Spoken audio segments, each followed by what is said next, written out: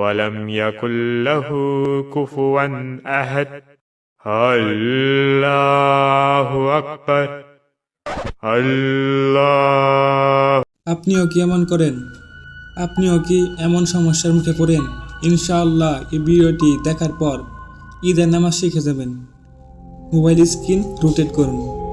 যেহেতু এই নামাজটি অনেক দিন পর আদায় করা হয়, তাই আমাদের খেয়াল থাকে না। শায়েখ মুস্তাফিজ রহমানের এই বয়ানটি মনোযোগ সহকারে শুনুন। আশা করি আপনারা বুঝতে পারবেন।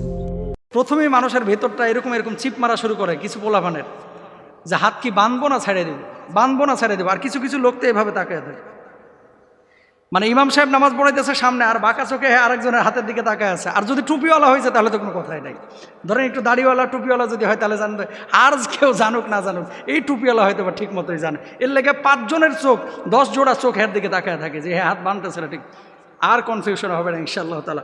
মনোযোগ দিয়ে শুনেন। প্রথমত ইমাম সাহেব যখন আল্লাহু আকবার বলে হাতটা তুললো, আপনিও হাতটা তুলবেন। তোলার পরে হাতটা আপনি বেঁধে নেবেন। হাত বাঁধার পরে এদিক সেদিক তাকায়েন না, কিন্তু হাত বাঁধিয়া আপনার চোখ থাকবে একেবারে সিজদার স্থানে। আল্লাহু আকবার বলে আপনি কি করলেন?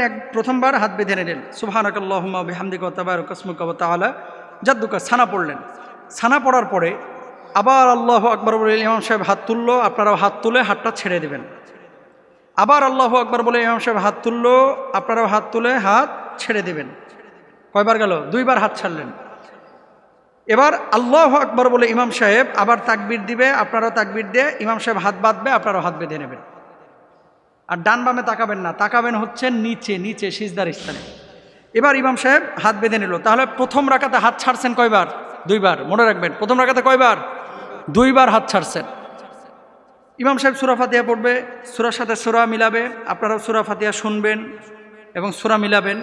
এখন আবার অনেকে প্রশ্ন করবে, হুজুর আমরা কি সূরা ফাতিহা পড়বো কিনা? এটা ইখতিলাফি মাসাইল, মানে সূরা ফাতিহা আপনি পড়বেন কিনা ইমামের কেরাতি আপনার জন্য যথেষ্ট। তবে সূরা ফাতিহা ইমাম সাহেব পড়ার পরে যখন বলে আলহামদুলিল্লাহ রাব্বিল আলামিন, এই যে গ্যাপ দিচ্ছে, তখন আপনি আলহামদুলিল্লাহ রাব্বিল আলামিন বলে ফেলবেন। মানে ইমাম সাহেব যখন ওই যে আয়াত শেষ করতেছে, 1 নাম্বার, এটা একটা রায়। ইমাম সাহেব যখন আয়াত শেষ করতেছে আপনি তখন বলতে পারেন, এটা হানাফি মাযহাবের একটা রায়। তবে আপনি যদি নাও বলেন, নাও পড়েন, আপনার নামাজ হয়ে যাবে। 2 নম্বর বিষয়, আপনি তো কেরাত শুনলেন, শোনার পরে রুকুতে গেলেন, সুবহানা রাব্বিল আযীম সুবহানা রাব্বিল আযীম সুবহানা রাব্বিল আযীম। রুকু থেকে ইমাম সাহেব উঠলো, আপনিও উঠলেন। সেজদা দিল 2টা, আপনিও দিলেন। সেজদার মধ্যে কি পড়বেন? অন্য নামাজে যা পড়েন তাই পড়বেন। সেজদা থেকে ওঠার পরে আল্লাহু আকবার বলে ইমাম সাহেব যখন উঠলো, উঠার পরে ইমাম সাহেব কিন্তু শুরুতেই সূরা ফাতিহা পড়ে। আপনারা পড়বেন বা শুনবেন, দুটাই জায়েজ আছে। 2 নাম্বার হচ্ছে সূরা ফাতিহা, সূরা শেষ। এবার ইমাম সাহেব কিন্তু তাকবীর দিবে, খেয়াল করেন। ইমাম সাহেব তো হাত বাঁধাই আছে, আপনাদেরও হাত বাঁধা।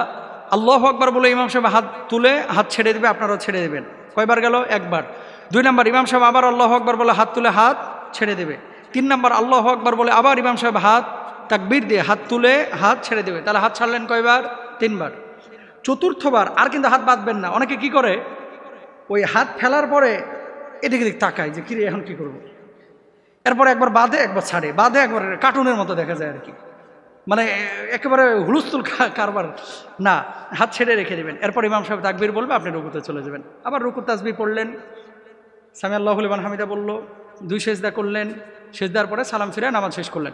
এরপরে কি করে? জুমার নামাজের পরে যেগুলো ওই যে সুন্নত চোর, যেগুলো সুন্নত পড়ে না, এগুলো কি করে? 2টা জুতা নিয়েই মনে করেন ছাগলের মতো দেয় দৌড়।